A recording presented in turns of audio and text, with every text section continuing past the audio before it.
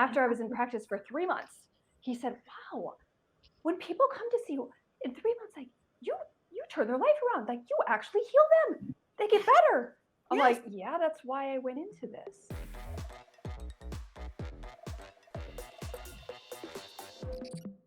It's so interesting to me because in Dr. Maggie's program, as I'm familiar with it, you know, she has this whole mindset factor to it as well. And it's so critical. It plays into all aspects of someone's life. And going through Dr. Maggie's program, I know when the alumni come out, they say they have gotten this master's degree in their own health. And what I'm understanding now is that that is more of an education in health than conventional doctors are getting in med school. It is. It really is. And so what do we do about that? It sounds like there has to be some sort of effort to change the way that physicians are taught.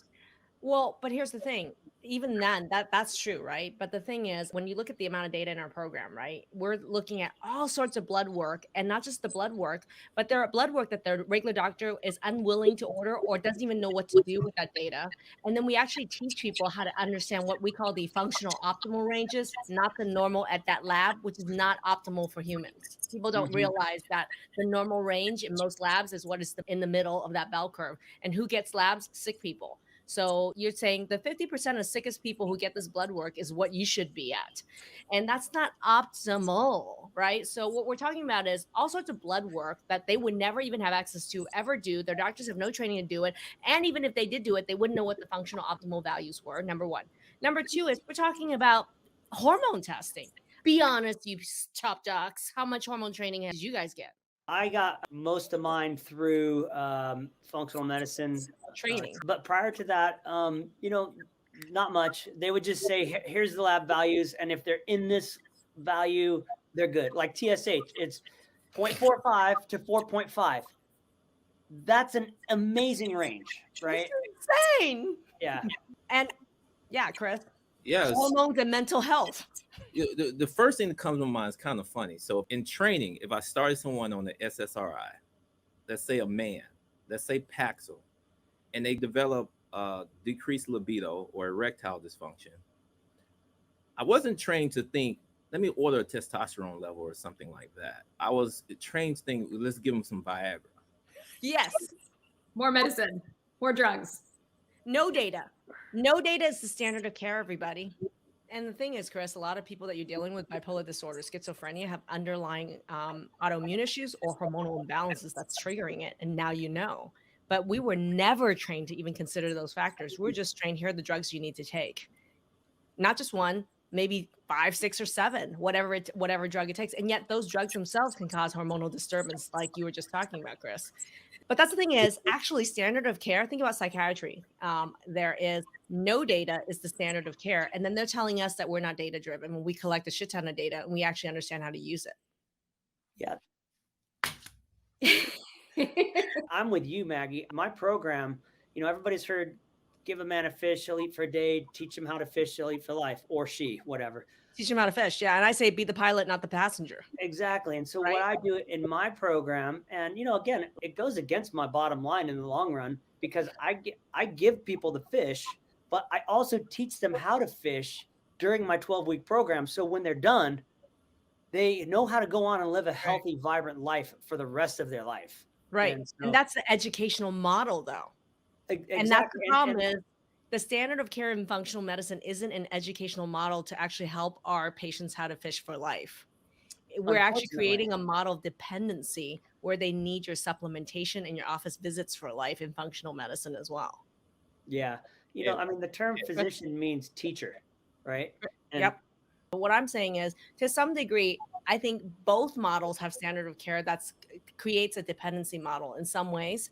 But at the same time, I'm advocating for an educational model. And I know, Chris, you work really hard to educate your patients so that they have behavioral changes that last for life. Correct? Absolutely. Absolutely. I think when I see somebody, I try to help them understand that first and foremost, like their mind is a product of their body and a product of their environment and a product of their relationships. So when people want to pursue mental health, the idea that they're just going to talk to a therapist and change their thoughts or something like that and take medication. It's a very restricted and rudimentary sort of model. Yeah. And so we want to look at how their environment is functioning or not for them, how their body is functioning or not for them, their occupation, their relationships, and their overall spirituality. And that combination is kind of the substrates of mental health. And so I would hope at the end of somebody working with me that those things would be radically improved or a lot more in balance. And then they can be able to make more educated decisions of how to prevent such issues in the future, and not be in some ways dependent on the path just to help them cope.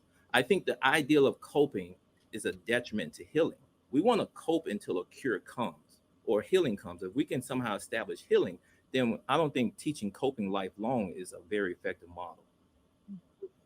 And I think that's where the Western medical model really, like they really focus on, well, you need to take this medication forever. You're never really healing the problem. You're never really curing the underlying cause. And so, of course, you'd have to take the medication forever. You're not fixing it. But when you're actually doing healing, when you have personalized medicine, when you're getting to the root of it, you heal the issue so that it doesn't come back. And I think in what, like a Western physician, when my husband's a Western physician, so we have many about such things. Still married? Arguments. I mean, there's definitely a lot of conversations we have. But he didn't really know that I could heal people, and he was an ER physician.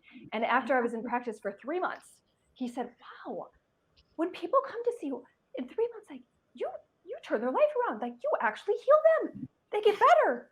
I'm like, "Yeah, that's why I went into this." Duh. And it blows his mind because to him, you just put a Band-Aid on it, another Band-Aid, another Band-Aid, and you know they're going to keep coming back. So when people say like you're going to be dependent on supplements and whatnot, that's the pharmaceutical model.